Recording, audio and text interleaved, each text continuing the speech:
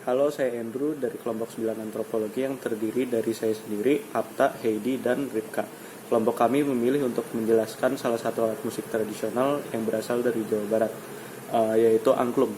Angklung adalah alat musik multitonal atau alat musik bernada ganda yang dibuat dari bambu sehingga menghasilkan bunyi yang bergetar dalam susunan nada 2, 3, sampai 4 dalam setiap ukuran baik besar maupun kecil. Dari perihal penamaannya, istilah angklung ini berasal dari istilah angklung-angklung yang ini istilah dari Sunda yang mendefinisikan suara klung dari alat musik ini oleh pemain yang memainkan sambil bergerak seperti mengalut.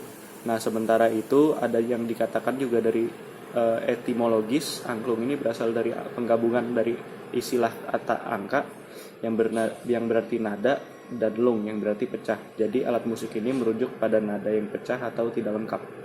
Selanjutnya saya akan menjelaskan sejarah dari alat musik angklung.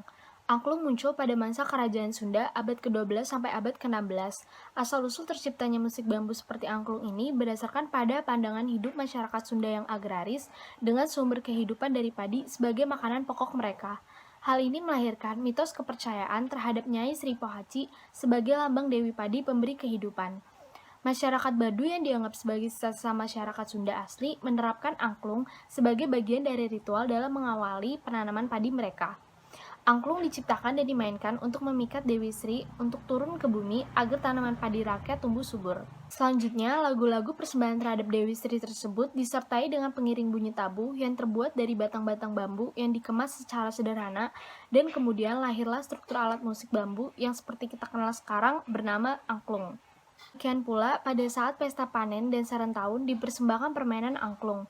Pada penyajian angklung yang berkaitan dengan upacara padi, kesenian ini menjadi sebuah pertunjukan yang sifatnya arak-arakan. Bahkan di sebagian tempat menjadi iring-iring rengkong, dongdang, dan jampana. Selain untuk mengundang Nyai Sri Pohaci, angklung pun digunakan untuk membangkitkan semangat para prajurit yang berperang. Oleh karena itu, pemerintah Hindia Belanda pernah melarang alat musik ini untuk dimainkan. Larangan keras dari Hindia Belanda pun membuat pemain angklung semakin berkurang. Lalu kita mengenal tokoh bernama Ujo Ngalagena yang dikenal sebagai tokoh yang mengembangkan teknik angklung dan mengajarkan cara memainkan angklung pada banyak orang. Beliau pun membangun sebuah saung angklung Ujo di Bandung agar semakin banyak orang yang mengetahui sejarah angklung dan seluk-beluknya. Sekarang saung angklung Ujo pun menjadi salah satu tempat wisata di Bandung, di mana setiap pengunjungnya dapat melihat sendiri proses pembuatan sebuah angklung sampai aksi panggung yang dipentaskan setiap minggunya. Itu bagaimana sih cara memainkan angklung? Nah, yang pertama itu persiapan bermain angklung itu sendiri. Sebelum Anda memainkan alat musik angklung itu, yang perlu diperhatikan adalah tahap persiapan dalam cara memainkan alat musik angklung. Nah, ini berikut beberapa persiapannya. Yang pertama itu mengatur posisi angklung. Yang caranya itu posisikan alat musik angklung yang dimainkan lurus dan tidak miring.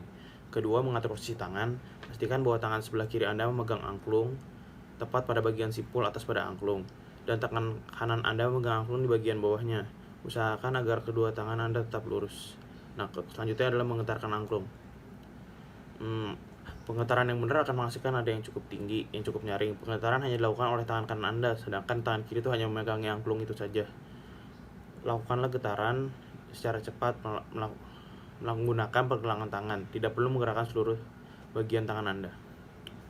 Nextnya itu adalah jika Anda memegang angklung lebih dari satu, posisikan angklung yang besar dekat dengan tubuh Anda. Namun jika ternyata angklung yang dimainkan cukup besar, maka letakkanlah di lengan Anda agar cara memainkannya lebih mudah.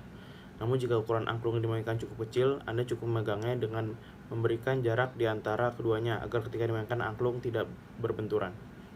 Nah, jadi guys, angklung itu tuh termasuk salah satu kebudayaan Indonesia yang dijaga sama pemerintah.